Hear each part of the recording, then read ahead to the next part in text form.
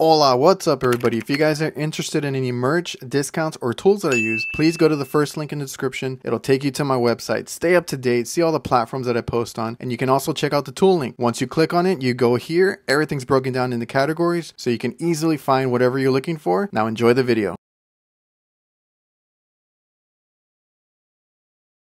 Alright, something ain't right. I was gonna try and undo this so I could open it before I started recording, but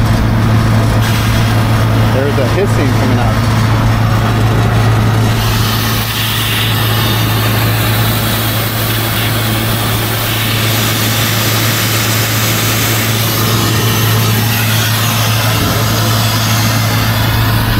Alright, let's see if we can see what that noise is.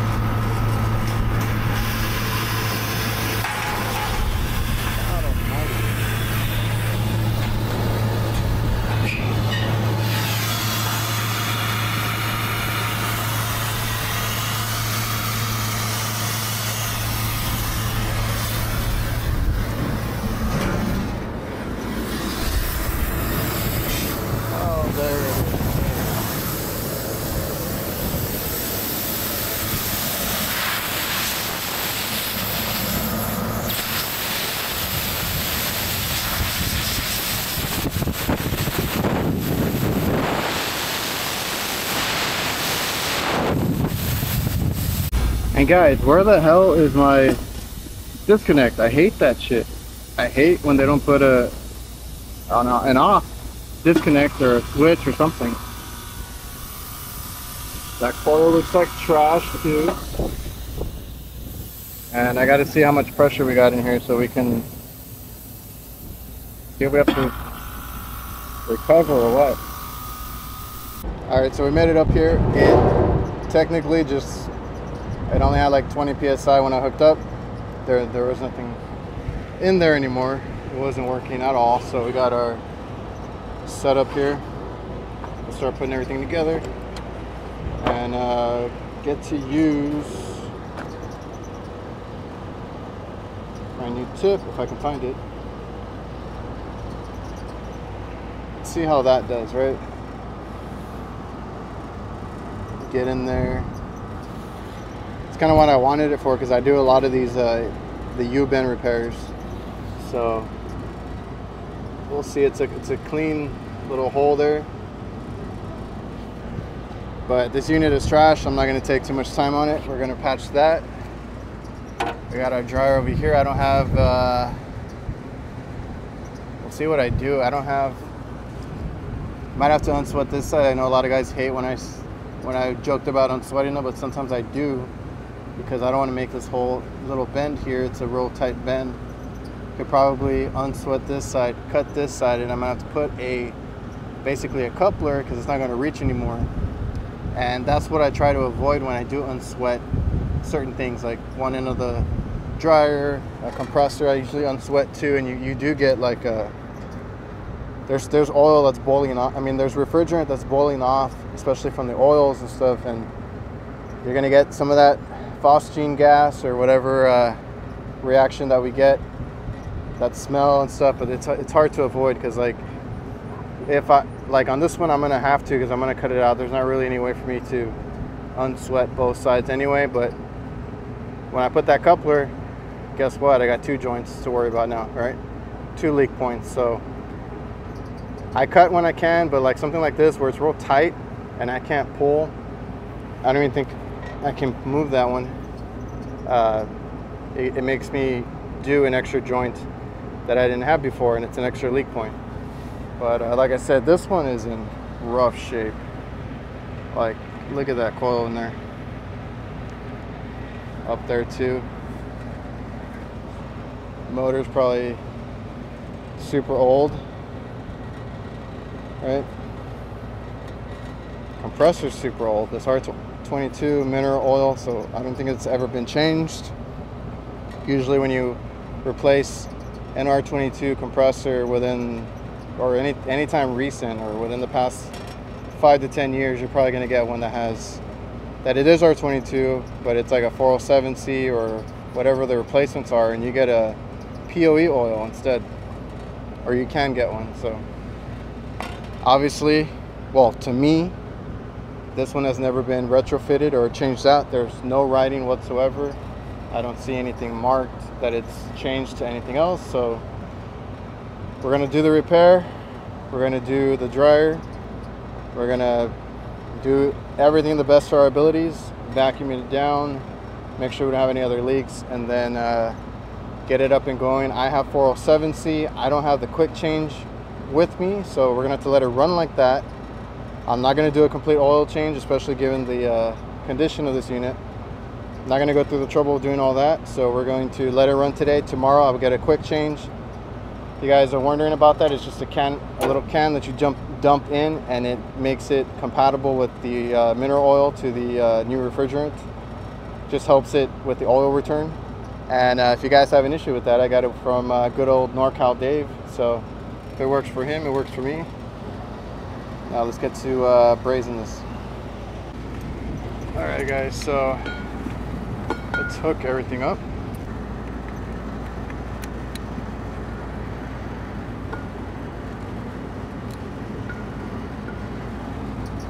Good.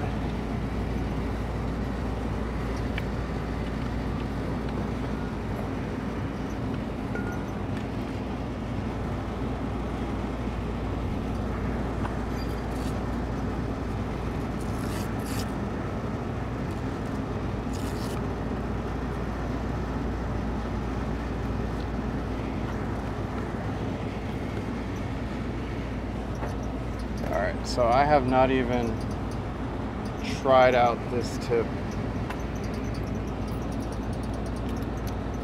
So let's see what it looks like. So we're gonna try and do, I don't know, this number. Throw in solder, which I'm actually out of solder weld, but beggars can't be choosers. We're fixing this after hours. So let's see what this looks like.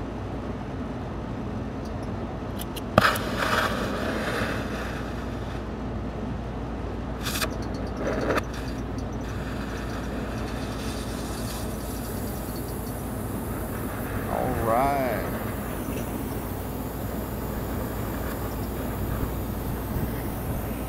Yeah, that's pretty cool. I don't know if I need it, but why not, right? Man, that gets so hot quick.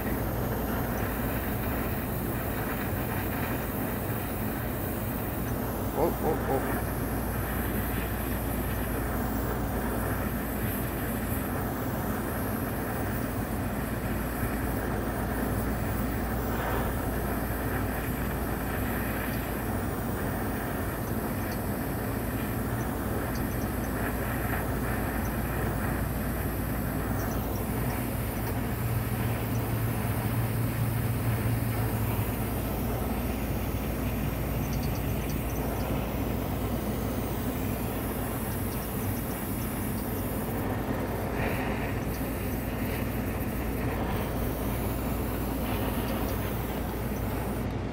That is really cool, but it's overkill for this. I actually had it the first time and it made it worse because I was trying to wrap it completely, but we're just doing the front patch. So I got it on there. It's okay. I forgot to clean it too, but it's whatever. Okay, that's a lot of heat. All right, now let's get to the dryer.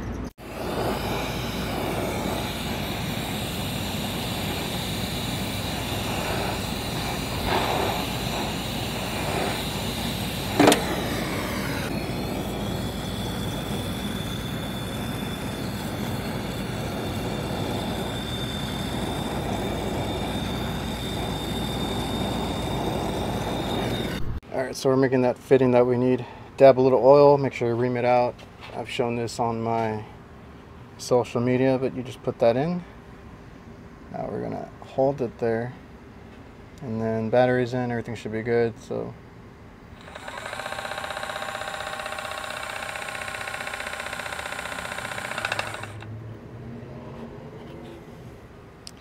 and we're all good. You still get the little ridges even though it's battery powered and all that, but it makes a fine coupling. The oil is what helps keep it from cracking, since this one you're not going to be backing it out and turning it like I would the hydraulic, like halfway through and then finish the swage after spinning it. But just put a little bit of oil. They always told us that in school for the flares and when we did the manual block swaging kit. So I'm gonna go put this in. That's all I needed for the dryer there. All right, perfect.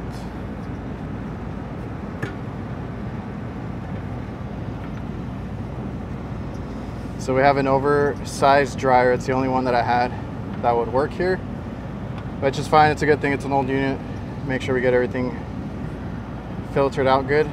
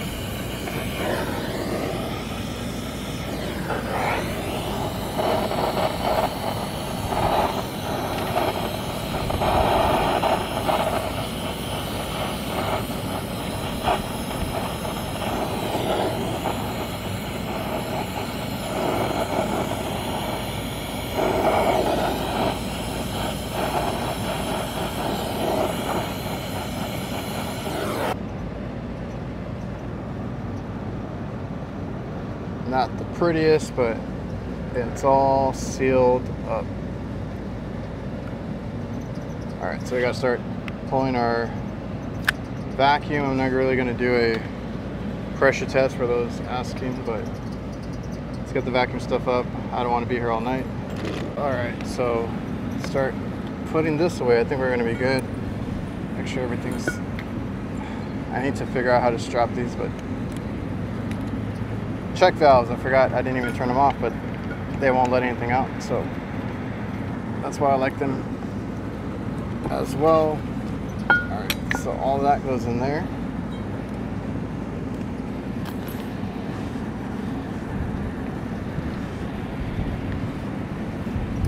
Roll this up, that goes in there.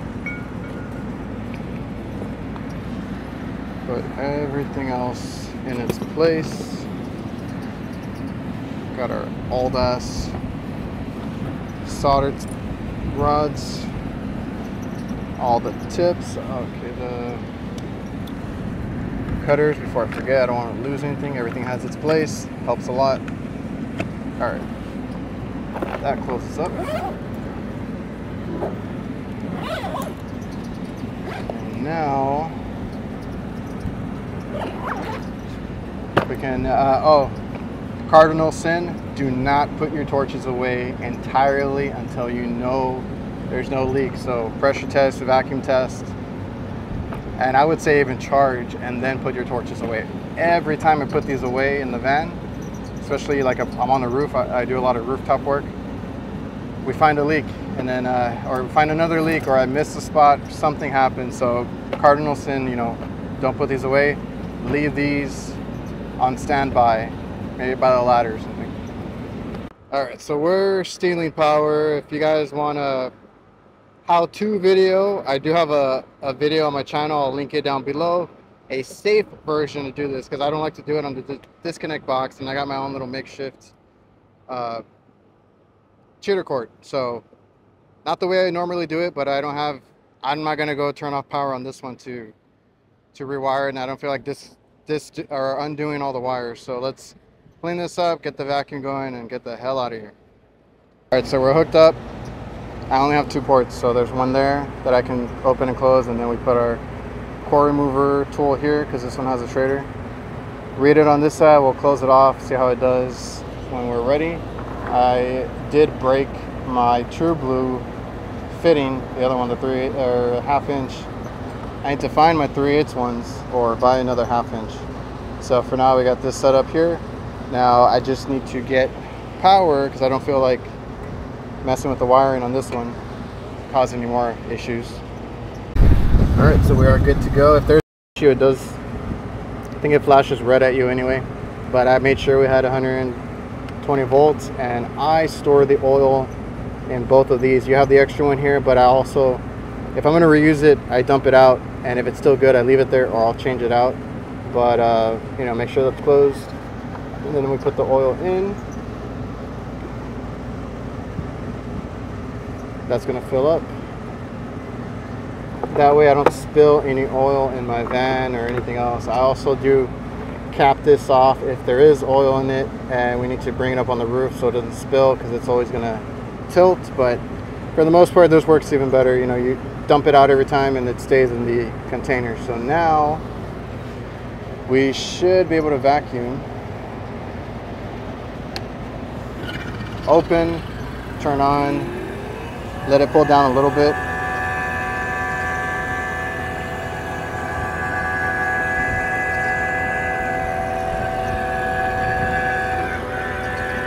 And then close it.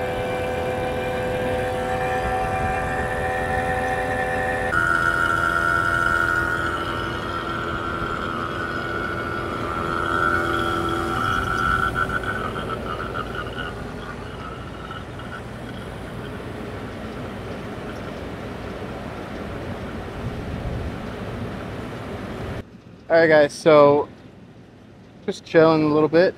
We got to do the vacuum. We are, I mean, it's dropping pretty quick. It's at 1280. I don't know if you guys can see that, but I'm right next to it, but I have the app, so I'm chilling over here. Pretty simple repair. I'm not gonna like go too into it, and I'm gonna investigate a little bit. It looks like it's had quite a bit of work done to it, just from all the copper that looks like it's been like bent over, pulled this way. I think there's other patches in it too. So I'm just making sure that nothing else is gonna go wrong today.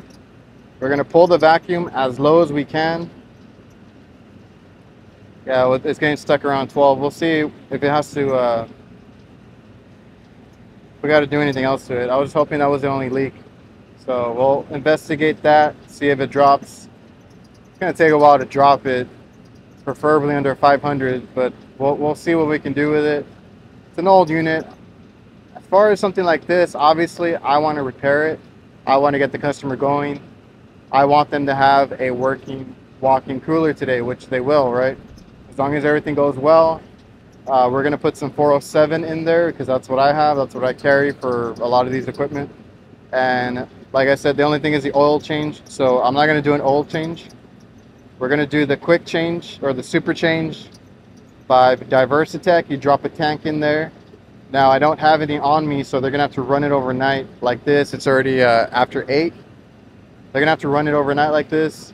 I will be back in the morning, dump that can in there, make sure everything's working, cooling, reaching temp, everything like that. But it should have worked. Now it's dropping again, so it's gonna fluctuate. It's an old system, probably dirty system. Maybe that extra large filter dryer will help. But yeah, we still got a long way to go. We're 1100 microns, so I will start packing up at least the stuff together. I'm gonna go grab some zip ties, clean up a little bit of the wiring, not get too crazy with it. The insulation's gone. I might redo the insulation tomorrow, and I just want to make sure it works before I do anything else to it. So we're chilling. I don't know what the hell I'm gonna do for dinner. Call came in super late, but you know, what can you do? It's an important cooler, right? It's a walk-in cooler. That's where they have all their veggies and stuff. I don't want to cause any issues for them, so I mean, we can fix it. We are, and I'll just be home late today. The refrigeration side is what kills you on time. Like if you guys have things to go to, like luckily I didn't have my podcast tonight. I didn't have something to go to, right? But if you do refrigeration, it's 24/7. Nowadays, all companies are 24/7. You're not going to get away with working a 9-to-5 job, right? If you do AC work, you can probably reschedule for the next day. that's a little bit of a touchy subject. But refrigeration, that walk-in has like thousands and hundreds of thousands. If you guys work at supermarkets, it's millions of dollars, right? So can't be down. If you don't go out there, somebody else will. So just trying to keep the customer happy. This refrigeration side, especially when it's freezers or supermarkets, they need to be fixed ASAP. And you're going to be working nights, weekends, a lot of overtime. It's good pay, but just keep that in mind. I try to work around my own schedule with my kids, my family, my girlfriend, and they understand. So got to make it work.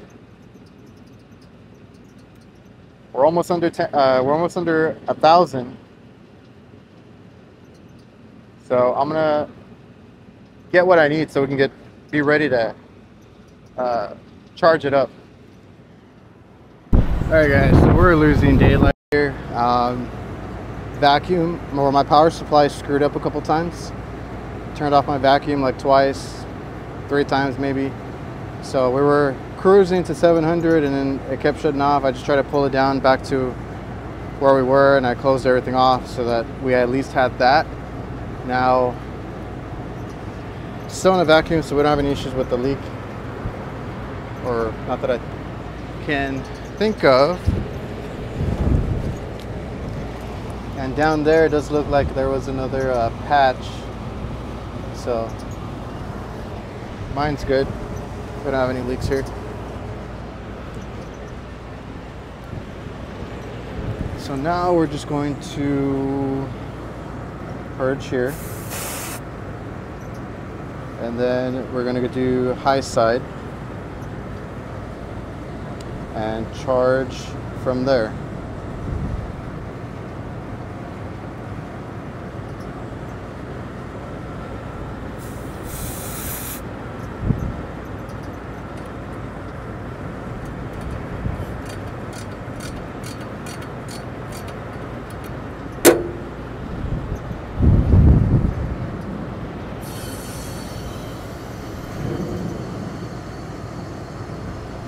Alright, so we charged her up. Looks good to me.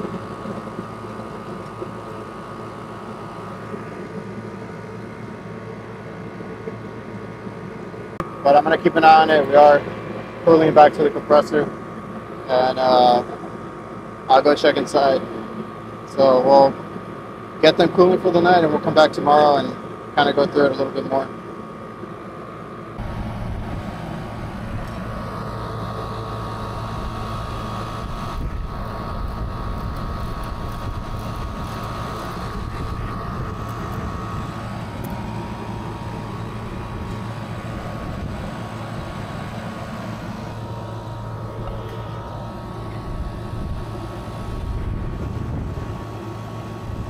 I was trying not to talk because I had to put my camera away, but I really do like these knobs. So we got that going. I shut everything off. I closed everything off right there on my hose and on the stem valve. But the only thing I was going to say, I love the gauges. I love the knobs and everything, but if you put your charging hose back, this is not flared. It's not a flared connection. So I put it over here because I'm not going to put any more refrigerant, but just so that when I open this one to dump it out back into the system, because I want to dump everything in the high side hose, if you put your charging hose back on this Hvacr one, I mean, other ones are different because they have that flare connection. This one's just a little stub. It'll leak out. So I wanted to put it back so I could do that. So I can open this and nothing comes out. And everything's here in the hose. Whatever I had in the high side, and we're going to dump it back into the system there. That way we don't waste anything. So you close off your high side somewhere. If you have a ball valve or a service valve that you can close, then you can dump or open the high side on your manifold and dump everything back in. That way now there's nothing in any of the hoses.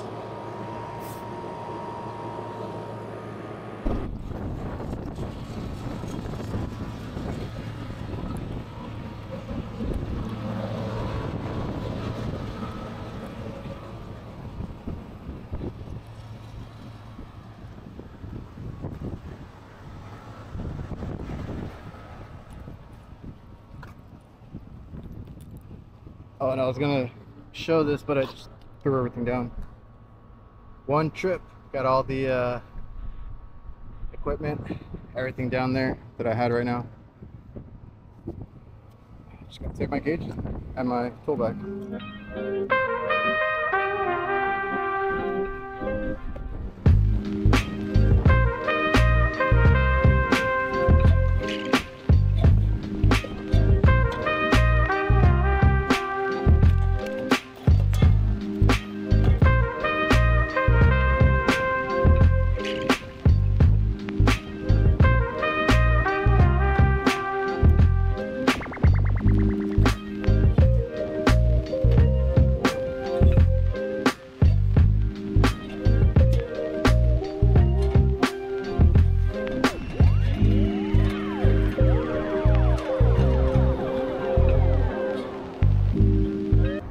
So I put everything away. So if everything has a place and you take a few minutes just to put everything back in its place, you can achieve a clean van. Now mine's not perfect, it's not always this clean, and I understand guys that have a bunch of equipment, materials and stuff in the back, I understand, but if you can, you know, take a few minutes, clean, roll everything up. I got all my extension cords and ropes over there. So I just got to get the ladder. That's the last thing, lock it up, and then go around the front and tell them that it's good, check the temp, and then have to come back tomorrow. Guys, we are back. They had to wait a few days because nobody had this in stock. They changed the label. This is what it is now, the super change. They went like with a retro look because it looked a little different last time. So I hardly do this kind of stuff, but I'm just going by what, you know, I'm using a product that's out there that's meant for this. I read it through and through. It's for systems that you don't do an oil change for now. You should. It's always recommended to do a complete oil change from mineral to POE if you're using a new refrigerant, because mineral oil is only for that R22 and anything like super old. So now on these instructions, they changed a little bit of it, but not much. But it says this can allows you to do fast and easy, or a fast and easy way to convert a system from non-POE based oils and refrigerant such as R22 to newer HFC refrigerants, including POE based 407C, which is the one that we use, without the need to flush. You can add the super change with the new refrigerant, but this one says refrigerant and oil, and then a chemical link is created between the old and new oil when you do a change out. So originally when I had read up on it, because NorCal Dave uses it, I've seen some other guys use it, it says, or they have a video. If you go on YouTube, there's a video that they explain how their product works. Diversitech, it's by Diversitech, and they say that it links the old oil to the new refrigerant. So just to give you a basic summary, so it'll link the oil to the new refrigerant. So all you need is a hose. This is the one that I have. I actually had to buy a new one just for these cans. Piercing hose. This one is usually the one you buy with like the they do sell a kit. If you buy this, you can buy the kit with it, but this one is, I've used it, I lost mine. I've used it so many times, and then I finally lost it. I was like, okay, this is something that they had in the store, so I picked it up when I was buying these because they don't have the kits in the supply house. So I was like, okay, I'll buy this. It works with this can, and I'll just keep buying the cans. But actually I had to order the can this time. So all you do is put it in, hook it up. I'll purge it out a little bit, and then you flip it over to charge, and then you're gonna screw it all the way into pierce, and then pull it out and let it take it in. When it's running, you're on the suction line, so it's just gonna take it all in, and then you just, shake it up, make sure it gets everything, and that's it. You converted to a new POE refrigerant. I mean, that thing, it'll probably last a long time. They'll be good. for not a long time. It'll last them a little while longer. They'll be good for now. It's cooling great. And we can move on to our other calls.